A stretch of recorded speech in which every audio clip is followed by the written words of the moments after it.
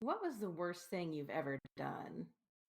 I won't tell you that, but I'll tell you the worst thing that ever happened to me. The most dreadful thing. This is the No Fear podcast. We know what scares you. I'm Matt. I'm Mel. And I'm Lisa. And this is the No Fear Cast, the podcast where we dissect horror and all the things that scare us. And this is the first episode of our 7th season. All right, I'm going to get us started today. This is the start of our 7th season, as Matt said in the intro, which I just want to take a moment and acknowledge that we've been around for 6 seasons already. It has flown by. I can't believe it has gone this quickly, but we're starting our 7th. And we decided to start our 7th season really by looking at some masters of horror. Over the past 6 years, we've done this a little bit where we've had kind of one-off episodes where we've talked about a few people who have become giants in the genre. Typically on the No Fear cast, we tend to take a look at the genre itself, the elements that make it up, different tropes, different story types, elements that make it scary, why it scares us. But we don't often take a look at, one particular author or creator at a time. And since we did lose Peter Straub pretty recently, we thought maybe we'd kick off our 7th season by devoting a couple of episodes to him and his work. So, if you don't know who Peter Straub is, I'm just going to give a quick rundown on his career. He was born in 1943 in Milwaukee, Wisconsin. He studied at the university there. He earned a BA in English, went on to get a master's from Columbia University, and then moved back to Wisconsin to teach English at a prep school. At that point, he was there for a few years. And then, this is pretty cool, but he moved to Ireland to begin his work on a PhD at University College in Dublin. He did not finish, however, so he did not finish that PhD. Instead, he decided to work on his writing. So at that time, he published 2 books of poetry. And then his first novel, Marriages, in 1973. Now, at this point, he had a literary agent. He had some success, and his agent pressed him to try Gothic fiction. I think that was what they were calling it. Now, I always find this really fascinating because this is just kind of a little aside, I've heard several authors that I enjoy. I've heard kind of their origin story, and it all starts very similarly. Um, that they were writing and that their agent or their manager or somebody in the publishing world pushed them towards a specific genre. Just as an example, R.L. Stine, I was at an event where he was giving a talk, and he said that he really wanted to write comedy, that was his goal, was to write comedy.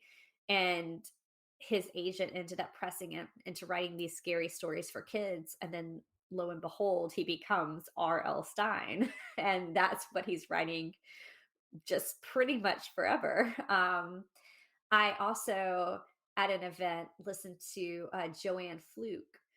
She writes like cozy mysteries, but her standouts are the ones that, I guess, the ones that made her famous are the ones that have recipes in them. So, they all have names like the pumpkin pie murders or the chocolate chip cookie murders, or they're all kind of set in that type of cozy mystery. But she said she wanted to start writing cookbooks, but her agent encouraged her to maybe give cozy mysteries a try because she thought she'd be good at it.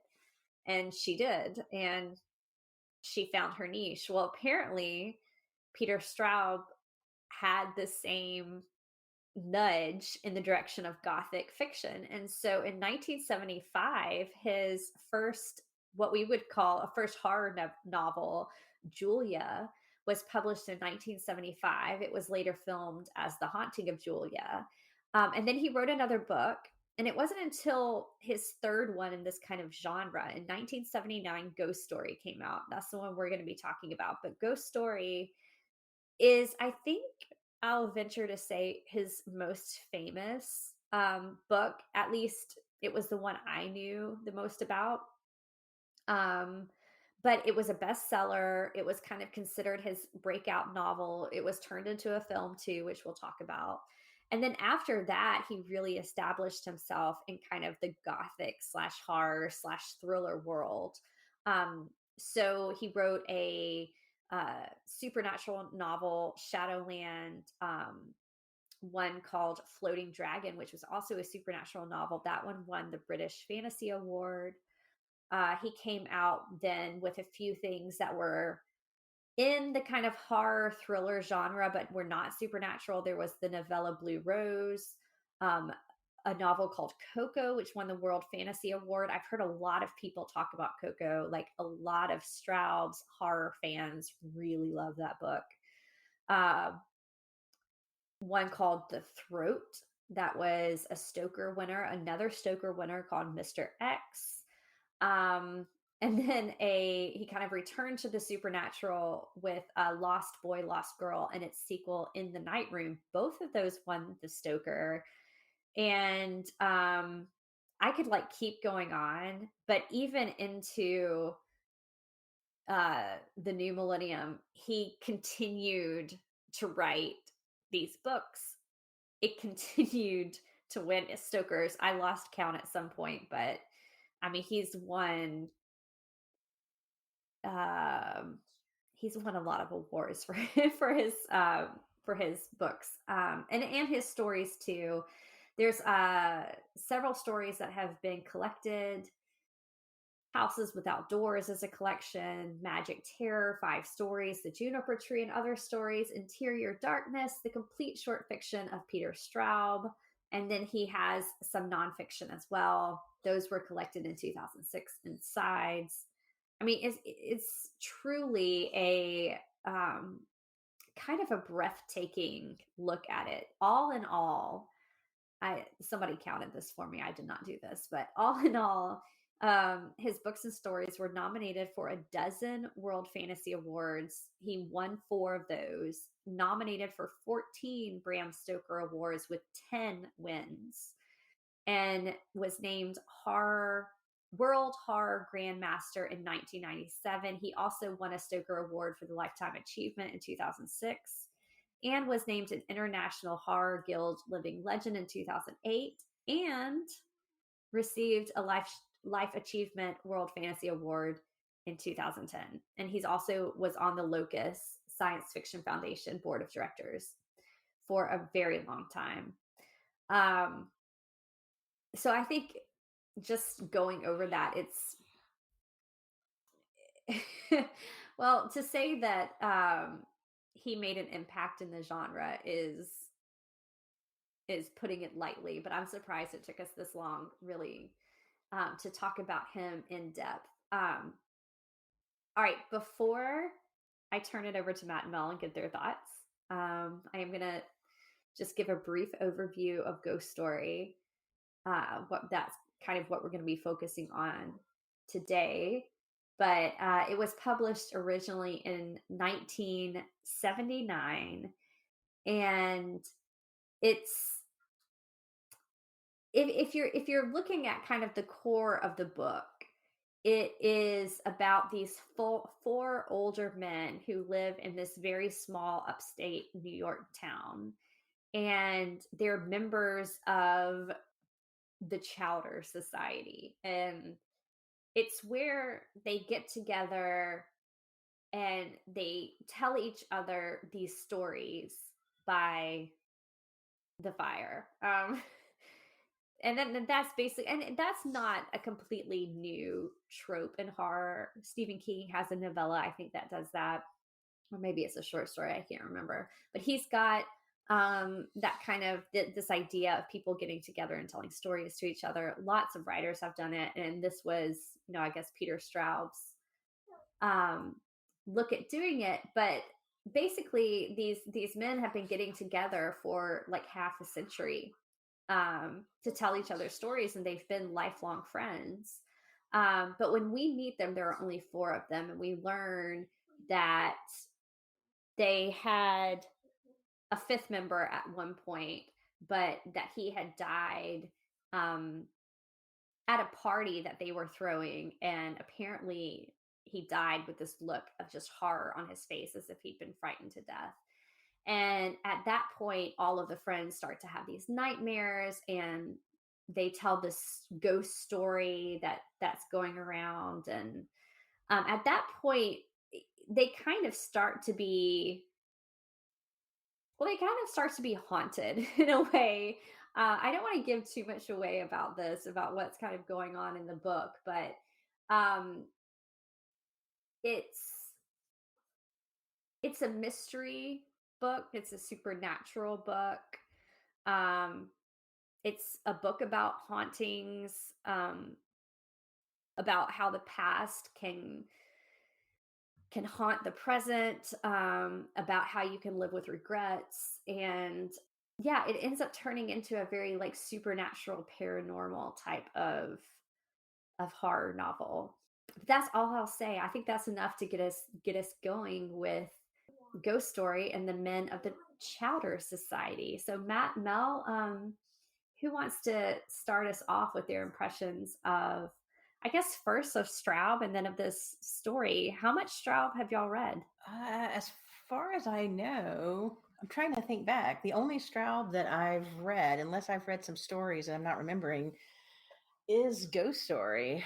And I've read the book a few times. The first time I read Ghost Story was in 2012, apparently, because I wrote it down in the book. And then I've taught it, I think, 3 times. I had not watched the movie Ghost Story until we were planning for this particular episode. So this was my first time watching the movie. I saw the book Julia on the shelves. I think when I was in like high school, was around the time I was reading The Haunting of Hill House. When I was like, I think probably my early years of college, and I ended up not reading it, even though I was drawn to it. I ended up later getting Ghost Story instead.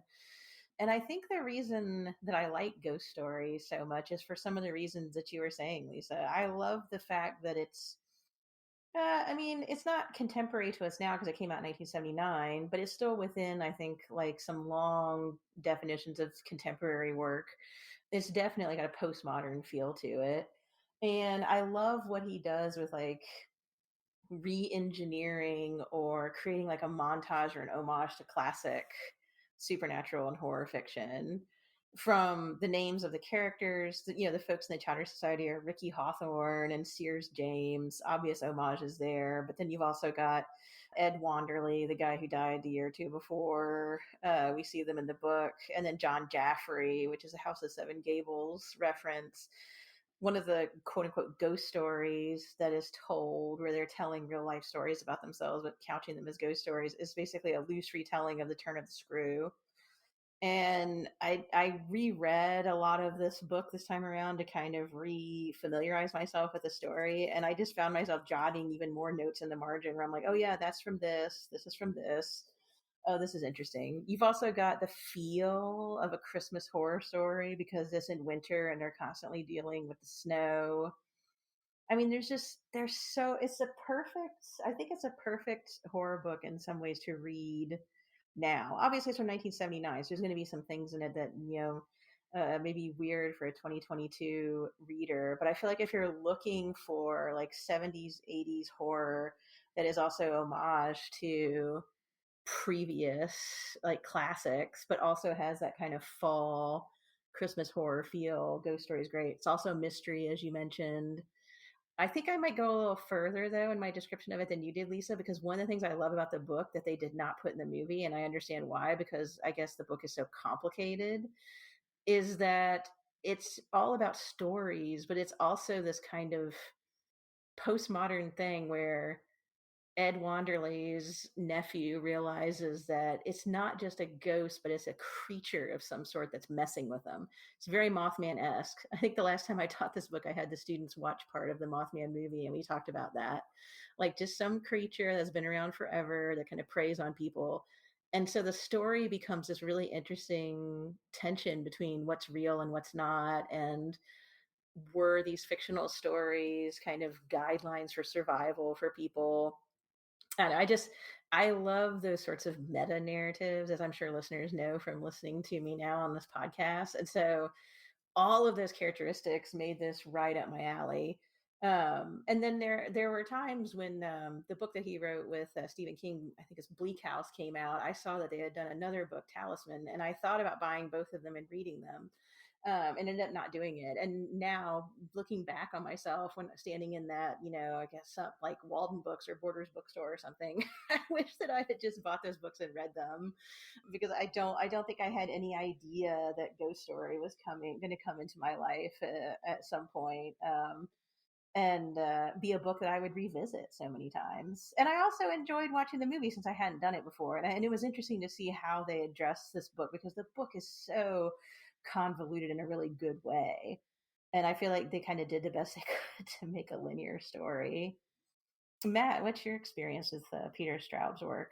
Well, my exposure to Peter Straub actually came via Stephen King, as I'm sure some people's has. I know that they co-wrote The Talisman, but my actual exposure to Peter Straub, and in particular Ghost Story, I was aware that he and King had written The Talisman, but I had not read it at the time. But I read Stephen King's nonfiction book Danse Macabre, and in that he has a review of Ghost Story and basically calls it one of the best horror novels of the 20th century. And it was one of those things where I said, well, if Stephen King is saying that, I should probably check this book out. And so unfortunately, all I've read by Straub so far is uh, Ghost Story, and that I did read The Talisman. I still have not actually had a chance to read the semi sequel that you just mentioned, Bleak House, but it's been on my list and radar for quite some time. I think Peter Straub is one of those people who, like, his work has been on my radar for a very long time, and I've always wanted to dive more into his stuff, and just for some reason have not. They have either been sidetracked or just not able to read much at the time in general. But of course, his recent passing definitely, I mean, it did sort of rekindle that I need to go back and not just revisit, but visit some of his other works, because I'm very, the things that I have read, I've really enjoyed. And like you said, Mel, I don't know how much more I could add to what you said about Ghost Story, because I thought it was a uh, great summation of it, especially the postmodernity of it, the postmodernness of it, and the frame narrative in particular. I loved his take on that with the like you said, Lisa. It's a very common trope of having people gathering together and telling ghost stories, and that's even how in real life Mary Shelley got the inspiration for Frankenstein. So I mean, it goes back hundreds of years, quite literally. But to be able to still have fresh takes on this and really have powerful, poignant uh, takes on it are few and far between. So I think he really succeeded with Ghost Story, and I feel like my not having read more by him is a pretty big gap in my horror knowledge, if I'm being quite honest. Yeah, he's one of those writers who I was like you too. I had really only read Ghost Story, which I had read several times and seen the movie several times. And it was always a book that I enjoyed, and I always had every intention of reading more of his things, because I did feel how important he was in the genre. I knew a lot of my favorite authors really loved works of his that were not Ghost Story. Like I think I had mentioned, like, well, you mentioned The Talisman, Matt, and I've heard several people talk about Coco and other things. And so it was kind of one of those things that as time went on, I was almost embarrassed by the fact that I hadn't read him. enough. And so, yeah, I'm glad we're getting to talk about them. And I'm glad we're getting to talk about Ghost Story because even though that may not be a lot of people's favorites, it's absolutely one of mine. Um, so I really do love all of the things that you guys talked about in regards to this book. I love the feel of the town. I love the men in the Chowder Society. Um, I love that we get a horror story that involves elderly men too. um, just I don't know. There doesn't seem to be a whole lot of horror that centers around the lives of people who are older. Um, and I find that really fascinating. And you're right, Mel. I'm glad that you brought up the kind of supernatural creature. It is almost like a Mothman type creature. I mean, we learned that there's a connection to their past with this thing and with um this mysterious woman who's become part of their lives. Um but it's a neat um it's a neat supernatural conceit, I think, because for it to be called a ghost story, and it's not really about like a haunted house in the way you would think it is, and it's something that's much more um I don't know what word I'd be looking for, but because I want to say it's much more supernatural, but that's silly because a ghost is supernatural. um, but it feels much more of that kind of like folklore. Um, like there's something here that was not human. Um, Like something primordial, maybe. Primordial, that's the word I was looking for. I hate sometimes when we record these at night because I feel like I'm on my last brain cell and it's not working for me.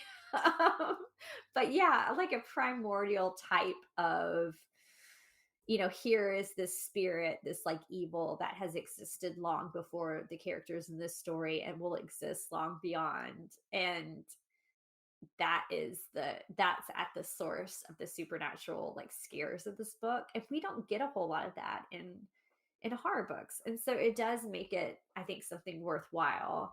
um Definitely something worthwhile. Oh yeah, I totally understand getting mixed up on words and whatnot. In fact, I'm pretty sure the sequel Talisman is Black House, and I had some sort of brain issue that made me think of Charles Dickens. I don't know why. But yeah, I like what you're saying there, Lisa, about how he complicates the supernatural because when you said it's not just a haunted house, like I got me thinking because it's like a haunted town. It's like a bunch of haunted houses which are within a haunted town. They're always like moving their chowder society from house to house to tell the stories, and then those houses are kind of haunted and they're like creeping themselves out, but then there's a real supernatural aspect. There's so many layers to it. They're so fascinating to me.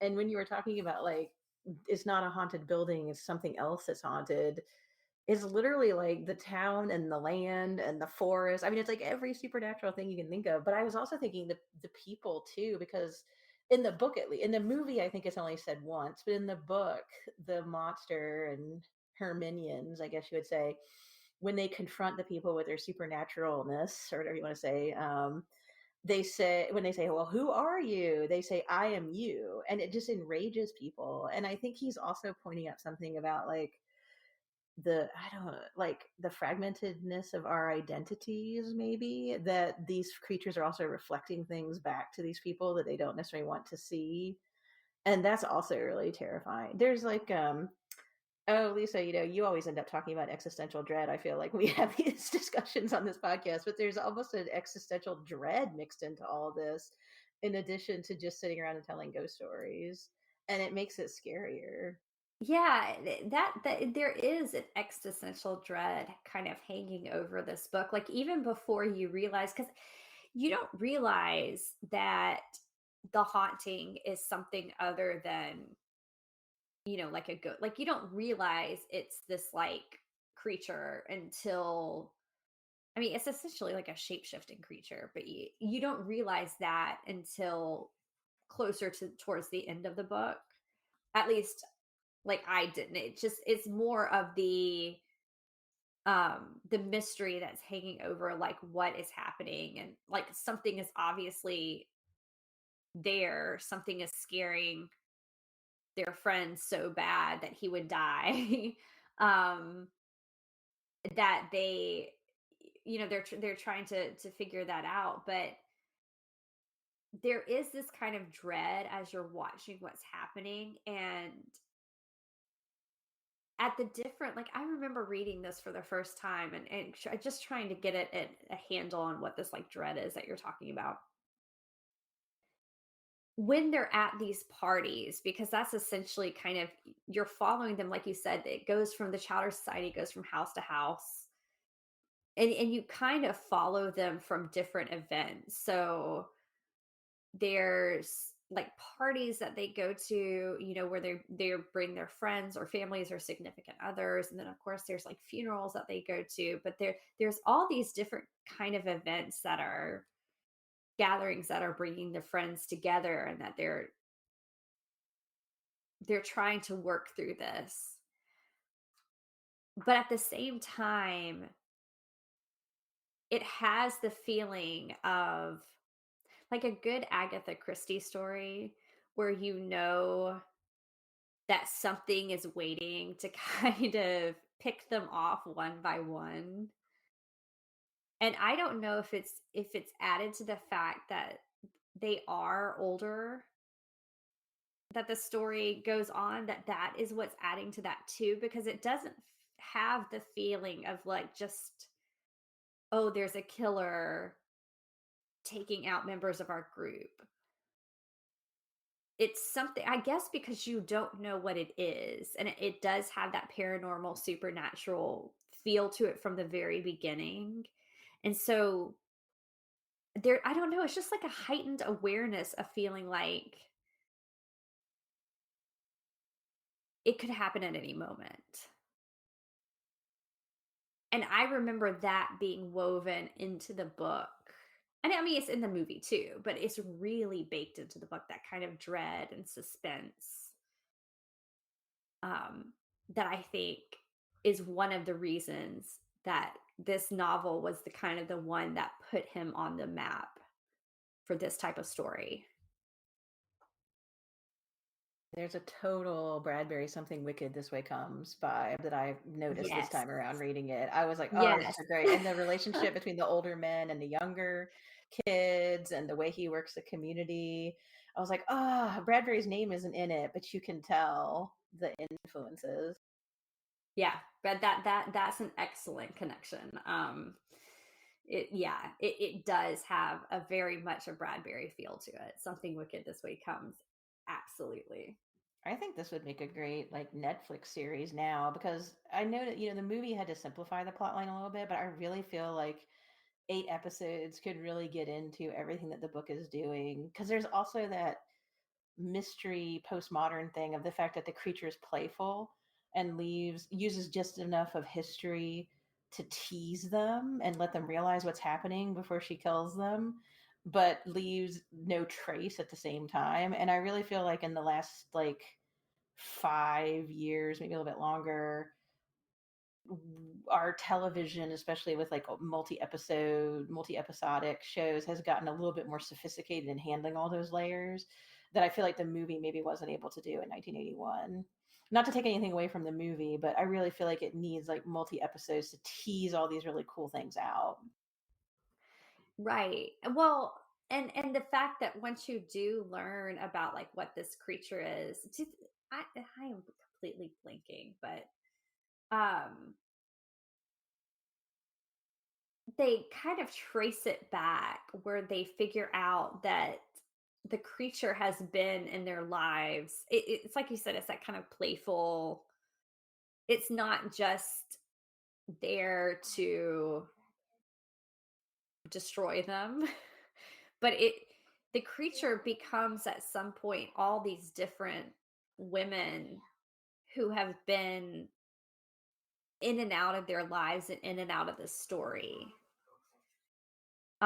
which is a really kind of cool thing to do. And they figure out that it's it's something that is not truly immortal, but it's so old that it has basically been around long enough to see like the founding of the Chowder Society, but the founding of the country and kind of all this stuff. And um I agree with you. I think that would be really it would be really interesting to see that not condensed in a movie form. I mean, the movie is great.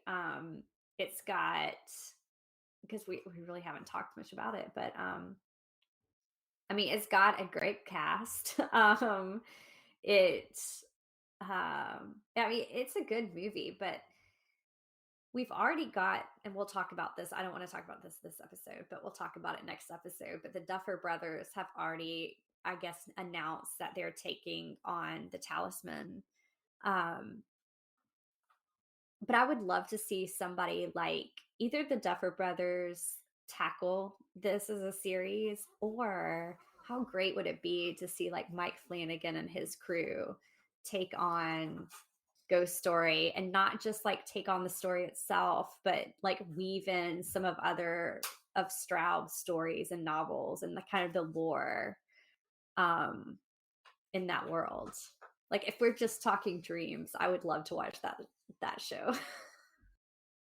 Dang it, Lisa, you stole my comment. I was literally going to say that I would watch the heck out of a Mike Flanagan adaptation of this, like a 8-episode Netflix miniseries.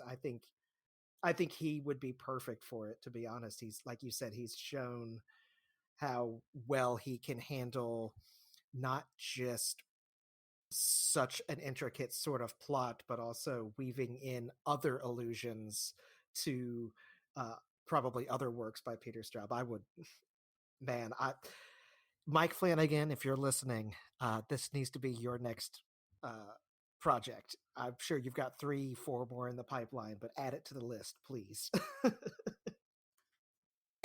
Oh yeah, and he could throw in Straub illusions, but he could also play with all the illusions that Straub already has. I mean, it would be so multi-layered. You'd have to watch it like 10 times to get all the clues, I would think. Exactly. That's exactly what I was thinking. Well, we can keep talking about the book, but Lisa, you mentioned the movie, and I feel like we should talk a little bit about it. I'm pretty sure all three of us have seen the movie at some point, even if we weren't able to get to it recently. Of course, like I said, this was my first time watching it. I'm kind of interested in hearing what you think about it, Lisa, since you've watched it multiple times. But I just wanted to throw in just a little bit of trivia about it. I believe it was a Universal Pictures movie. The screenplay was by Lawrence Cohen, and it was directed by John Irvin.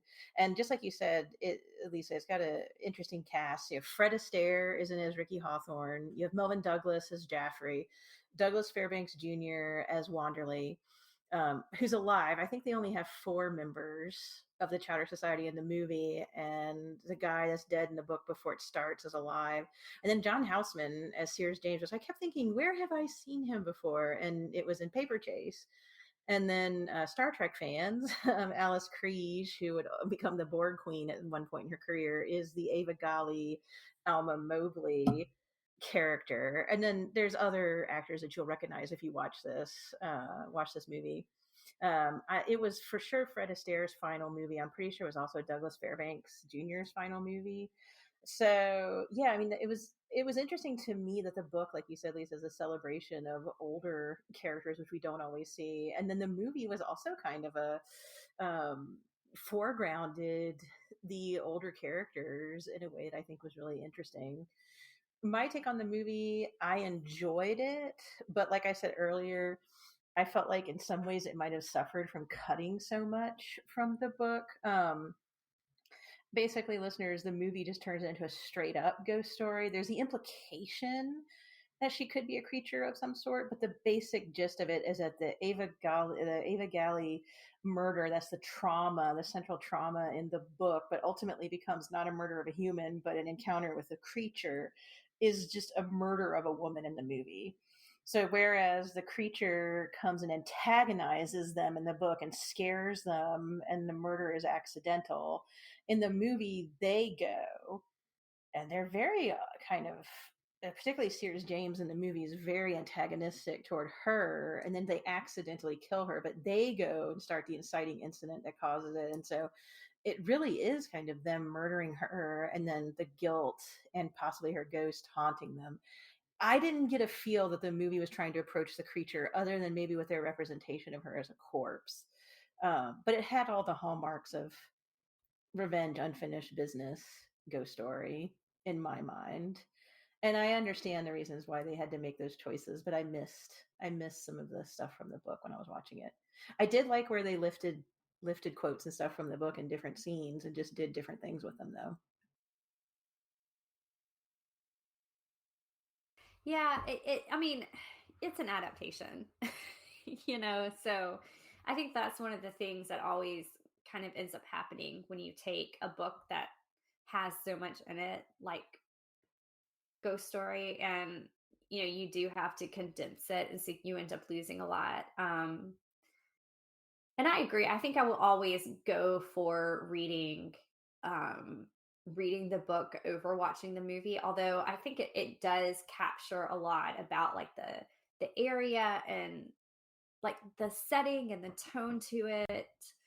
I think the core relationship with the Chowder Society is somewhat preserved in a way that I really enjoy. Um I don't like that, as you said, with the creature becoming just kind of Alma slash Ava, which the creature is in the book. It's just the creature is so much more in the book. Um, but excuse me, it ends up being, I mean, almost kind of, I know what you did last summer, but with a ghost coming back for revenge. um, I mean, That like is a that. good description of it. That's essentially what it is. And I think that's why I always kind of like this movie is I don't necessarily like it as a good adaptation of the Peter Straub story, but I've always looked at it as I feel embarrassed even saying it, but I'm like, yeah, this is I know what you did last summer, but for the older man crowd. And I don't hate it. I don't hate that idea. So I think that's why I always, I kind of have a soft spot for the movie. But I agree with you. The book is better, and the book could absolutely benefit from an adaptation, preferably to a TV show that could give it more justice. Okay, well, I don't know if I'm going to be able to come up with anything better than this is I Know What You Did Last Summer, but with old men.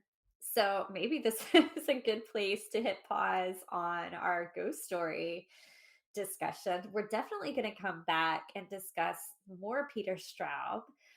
Because we are really excited to talk about The Talisman, which of course he did write with Stephen King. They were big friends. The families were friends, and so they did a lot of work together, or at least alongside each other, which is an exciting connection.